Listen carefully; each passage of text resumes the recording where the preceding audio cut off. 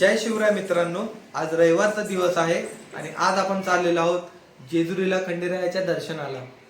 तर चला ब्लॉगला सुरुवात करूया आणि पाहूया आपण तिथे देवाच्या दर्शनासोबत अजून काय काय बघू शकतो। जय शिवराय मित्रांनो, जेजुरी गावाच्या अगोदर 1.5 किलोमीटर चिंचेची बाग इथून आपण खंडेरायाच्या पहिल्या मंदिराकडे जाणार आहोत। तिथून आपण सरळ गेल्यानंतर विजाळा हा गाव आहे, तिथपर्यंत आपण आत जाऊन तिथून गाडी पार्क करून वरती आपण गडाकडे चढू शकतो। मित्रांनो, हा कडेपठार आहे, इथून जे आहे आपण आपल्या दर्शनाची सुरुवात करणार आहोत। खंडेरायाचे पहिले मंदिर जे आहे ते इथेच आहे, तर इथले दर्शन घेतल्यानंतर आपण दुसऱ्या मंदिराकडे जाणार आहोत वरून। जय मल्हार। मित्रांनो, इथे टोटल 750 पायऱ्या आहेत आणि 400 मीटर हे उंच आहे गड। तर ज्यांना कुणाला हार्ट किंवा कशी प्रॉब्लेम असेल तर त्यांनी काळजी घेऊनच हा गड चढावा। खंडेरायाच्या लग्नाला बालुनवरी नटली, खंडेरायाच्या लग्नाला बालुनवरी नटली, नवरी नटली, नाचवाय सुपारी मुठली, नवरी नटली, नाचवाय सुपारी मुठली। मित्रांनो, गड चढत असताना तुम्हाला विविध ठिकाणी पाण्याची वगैरे आणि काही खाण्याची सोय वगैरे दिसतात, दुकानं आहेत छोटे छोटे। तर जर तुम्ही काही पाणी वगैरे आणायचं विसरला असाल तरी काळजी करायचं काय ठिकाण नाही, इथे तुम्हाला त्या सोयी होऊन जातात। गड चढून झाल्यानंतर बघा, हे मंदिराचा एंट्रन्स आहे, इथूनच जे आहे ते मंदिराला सुरुवात होते।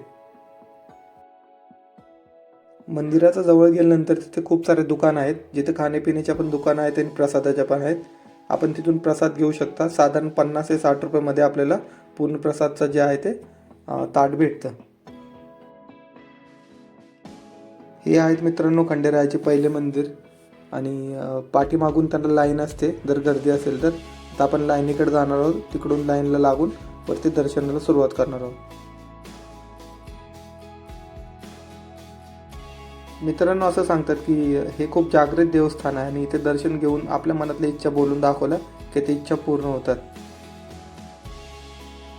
मित्रांनो, आत कॅमेरा आणि मोबाईल अलाउड नाही आहे, बाहेरून जे आहे ते आपण काय शूट घेऊ शकतो। तर जर तुम्ही काय आणलं असाल तर काळजीपूर्वक हाताळा आणि आत घेऊन जाण्याचा प्रयत्न करू नका।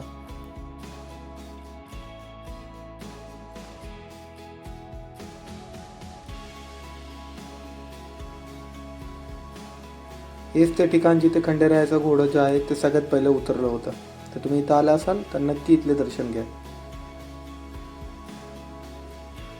आम्ही दर्शन करून रिटर्न जात असताना पाहिलं की तिथं महाप्रसाद आहे। विचार केला की आता आलो आहे तर महाप्रसाद घेऊनच जाऊ, म्हणून आम्ही काही वेळ थांबलो आणि महाप्रसाद घेतला।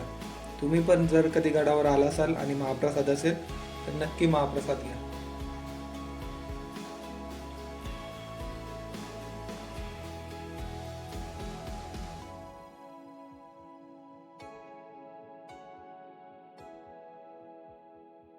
आता पहिल्या मंदिराचे दर्शन झाल्यानंतर आपण दुसऱ्या मंदिराकडे जाण्यासाठी निघालेलो आहोत। हे बघा, इथून आपण पाहू शकतो की आपल्याला कुठे जायचे आहे। टोटल 2.7 किलोमीटर लांबीचा हा रस्ता आहे, जे आपण आता इथून चालत पूर्ण करणार आहोत। इथे काही पायऱ्या आहेत आणि काही सपाट भाग आहे, तर चालताना नीट काळजी घ्या। मित्रांनो, जर तुम्ही लहान मुलं घेऊन आले असाल तर त्यांची विशेष काळजी घ्या, कारण रस्ते खूप खालीवर आहेत आणि डोंगराळ रस्त्यामध्ये त्यांना घेऊन चालणं खूप अवघड होतं, तर त्यांची विशेष काळजी घ्या। जवळजवळ आपण तब्बल 1.5 तास पहिल्या मंदिराचे दर्शन घेतल्यानंतर जवळजवळ 1.5 तास आपण कंटिन्यू चालत होतो।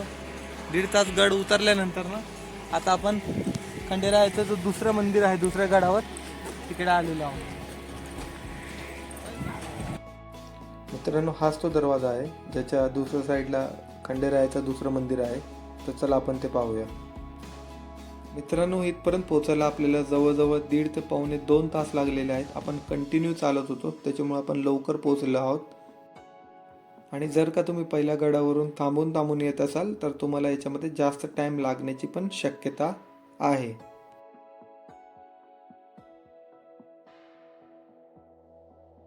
मित्रांनो, आपण चंपाष्टमीच्या आदल्या दिवशी आलेलो आहोत, त्याच्यामुळे पाहू शकता इथे खूप गर्दी आहे। जर आपण स्लॅग डे मध्ये आलं तर आपल्याला आरामात दर्शन भेटू शकतात, आणि जर फेस्टिवल डे मध्ये आला असाल तर दर्शन घेण्यासाठी आपल्याला अशी रांगमध्ये थांबावं लागतं, ज्याच्यामध्ये बराच वेळ लागू शकतं। मित्रांनो, हे तेल टाकण्यासाठी लाईन लागली आहे. इथं मंदिरासमोर एक ज्योत आहे ज्याच्यामध्ये आपण तेल टाकतो. इथे तेल टाकल्यानं आपल्या इडापिडा दूर होतात अशी श्रद्धा आहे.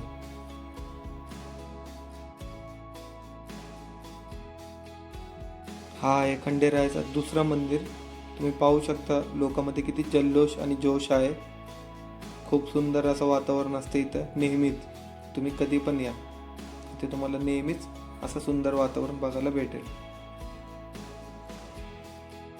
चला मित्रांनो, तर आपण पण भंडारा उधळूया आणि जय मल्हार म्हणूया. येळकोट येळकोट जय मल्हार.